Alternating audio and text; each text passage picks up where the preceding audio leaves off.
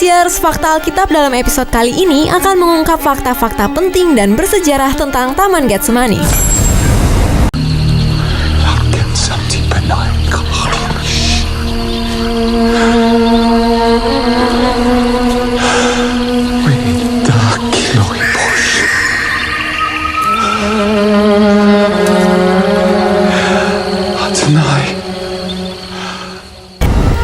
Taman Getsemani ini sangat terkenal karena ini adalah lokasi di mana Yesus di malam sebelum dia ditangkap berdoa untuk terakhir kalinya dengan para muridnya. Getsemani adalah sebuah taman di kaki Bukit Zaitun di Yerusalem, Israel, dan dipercaya sebagai tempat Yesus berdoa yang terakhir kalinya sebelum disalibkan. Kata Getsemani muncul pada Injil Matius dan Injil Markus berbahasa Yunani. Kata ini berasal dari Assyria yang artinya alat pemeras atau penghasil minyak. Matius 26 ayat 32 dan Markus 14 ayat 32 menyebutnya koreon atau tempat.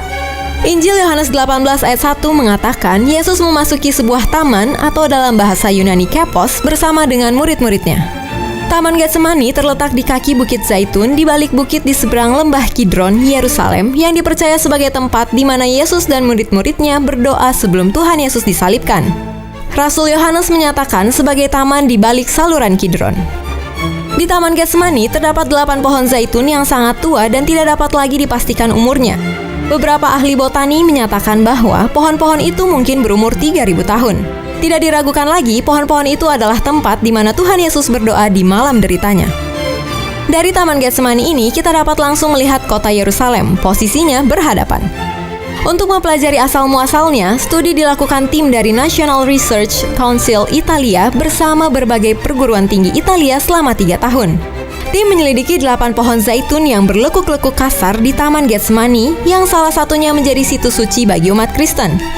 Dari 8 pohon zaitun, 3 diantaranya diperkirakan ada sejak pertengahan abad ke-12. Akar yang di dalam tanah tentunya diperkirakan berusia lebih tua lagi. Zaitun ini menjadi salah satu pohon berdaun yang tertua di dunia. Tanaman dengan usia yang lebih tua belum pernah dilaporkan dalam literatur ilmiah, kata Ketua Tim Penelitian Antonio Cimato dari CNR Tree dan Timber Institute di Florence. Berdasarkan penanggalan karbon, pohon-pohon ini berasal dari tahun 1092, 1166, dan 1198. Periode saat tentara salib terlibat dalam rekonstruksi gereja secara besar-besaran di Tanah Suci yang kemudian dibangun kembali menjadi Basilica of Getsemani di Yerusalem. Tim peneliti juga mengungkapkan adanya kemungkinan Taman Zaitun pernah mengalami penyusunan ulang dan direnovasi selama rekonstruksi gereja dilakukan. Bukannya tidak mungkin hal ini dapat terjadi karena pohon zaitun dapat tumbuh kembali meskipun telah ditebang bahkan dibakar sekalipun. Artinya adalah bahwa pohon zaitun yang ada di Taman Getsemani sekarang tidak bisa dipastikan secara tepat sejak tahun berapa. Karena itulah banyak yang mempercayai bahwa pohon yang sekarang adalah pohon yang sama di zaman Tuhan Yesus. Berdasarkan Perjanjian Baru, Taman Getsemani adalah tempat di mana Yesus dan murid-muridnya sering berkunjung, yang mana memudahkan Yudas Iskariot untuk menemukan Yesus pada malam penangkapannya. Berdasarkan Lukas 22 ayat 43-44, di sana Yesus sangat ketakutan dan makin bersungguh-sungguh berdoa.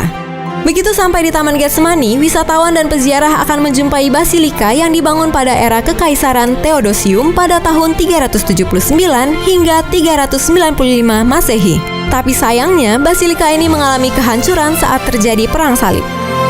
Selanjutnya, mulai abad ke-4, tempat peribadatan ini dipindahkan ke sebuah goa yang dulu menjadi tempat penciuman Yudas pada Yesus. Goa ini sendiri berukuran panjang sekitar 17 meter, dengan lebar 9 meter dan tinggi 5,3 meter. Kemudian, pada tahun 1924, dibangun sebuah gereja di lokasi tersebut. Di tengah gereja, ada satu batu berukuran besar yang sering disebut sebagai batu sakrat maut. Batu ini diyakini merupakan tempat Yesus berdoa dalam sakrat maut sampai berkeringat darah sebelum dihianati oleh Yudas dan ditangkap para serdadu. Gereja ini diberi nama Gereja Segala Bangsa karena pembangunan gereja ini dibiayai oleh 12 negara di dunia yang kemudian ditandai dengan lambang-lambang dan kubah gereja. Selain memiliki nama sebagai Gereja Segala Bangsa, gereja ini juga dikenal sebagai Gereja Agoni yang artinya penderitaan. Oleh karena itu, interior gereja ini berkesan agak gelap guna disesuaikan dengan arti nama gereja tersebut. Saat ini, ribuan peziarah dari seluruh dunia datang dan mengunjungi Taman Getsemani untuk berdoa dan mengenang malam di mana Yesus ditangkap dan akhirnya disalibkan. Itulah fakta-fakta Alkitab seputar Taman Getsemani. Jangan lupa like, comment, share, dan subscribe agar kamu tidak ketinggalan fakta-fakta Alkitab lainnya yang pasti akan membangun imanmu kepada Tuhan. God bless you!